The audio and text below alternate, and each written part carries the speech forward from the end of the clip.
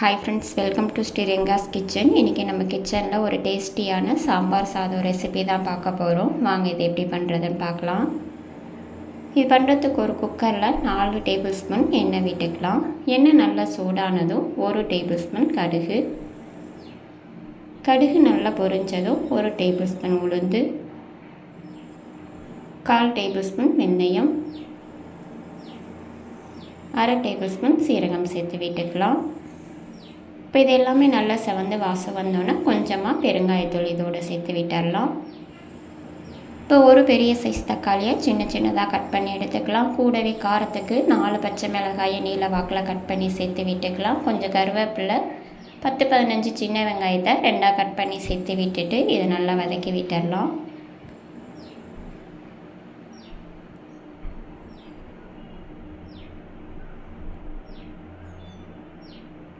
இப்போ பாருங்கள், நல்லா வதங்கி வந்திருக்கு. இந்த ஸ்டேஜில் நம்ம கட் பண்ணி வச்ச காய் எல்லாத்தையும் சேர்த்து விட்டுக்கலாம். நான் இன்றைக்கி கேப்சிகம், ஒரு உருளைக்கிழங்கு, பரங்கிக்காய், கத்திரிக்காய், முருங்கைக்காய், அவரைக்காய் எல்லாமே சேர்த்து விட்டுக்கிறேன். உங்கள்கிட்ட என்ன காய் இருக்கோ அந்த காய் அதில் சேர்த்து விட்டுக்கலாம். இப்போ இது எல்லாத்தையுமே சேர்த்து விட்டுட்டு காயுமே நம்ம 1 நிமிஷம் நல்லா வதக்கி விட்டுடலாம்.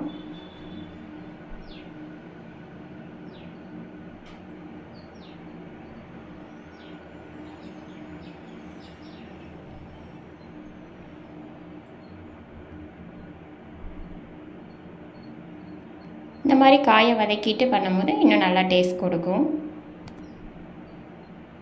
இப்போ இதில் 1/4 டேபிள் ஸ்பூன் மஞ்சள் தூள், 1 டேபிள் ஸ்பூன் மிளகாய் தூள் சேர்த்து விட்டுடலாம். இப்போ மசாலாவோட பச்சை வாசனை போகிற அளவு நல்லா வதக்கி விட்டுடலாம்.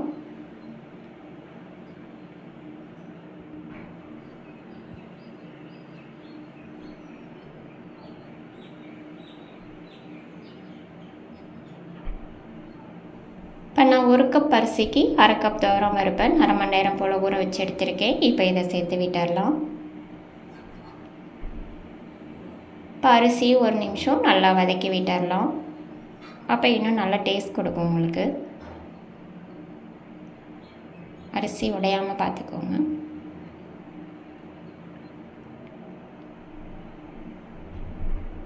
இப்போ இதில் 1க்கு 5 கப் அளவு தண்ணி சரியாக இருக்கும். இப்போ இதை சேர்த்து விட்டுடலாம். கூடவே ஒரு பெரிய நெல்லிக்காய் சைஸ் புளியை கரைச்சி சேர்த்து விட்டுடலாம். தேவையான அளவு உப்பு. இப்போ ஃப்ரெஷ்ஷாக அரைச்ச சாம்பார் பொடி 2 டேபிள் ஸ்பூன் சேர்த்து விட்டுக்கலாம். நீங்கள் கடைசி அந்த மாதிரி ஃப்ரெஷ்ஷாக அரைச்சி சேர்க்கும் போது இன்னும் நல்லா டேஸ்ட் கொடுக்கும் சாம்பார் சாதம். இப்போ இது எல்லாத்தையுமே ஒரு தடவை நல்லா கலந்து விட்டுடலாம்.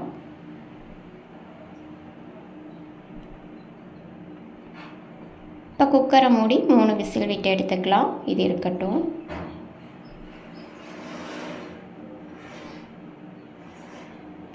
இப்போ விசில் அடங்கினோன்னா நம்ம குக்கரை ஓப்பன் பண்ணி எடுத்துக்கலாம்.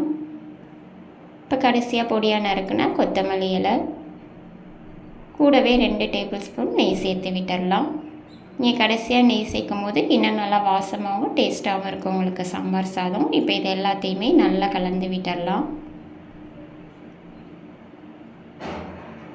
அவ்வளோதான், நம்மளோட சாம்பார் சாதம் நல்லா வாசமாக சூப்பராக ரெடி ஆகிடுச்சு.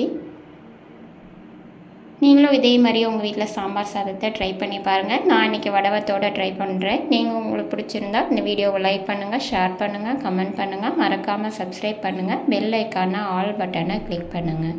தேங்க்யூ ஃபார் வாட்சிங்.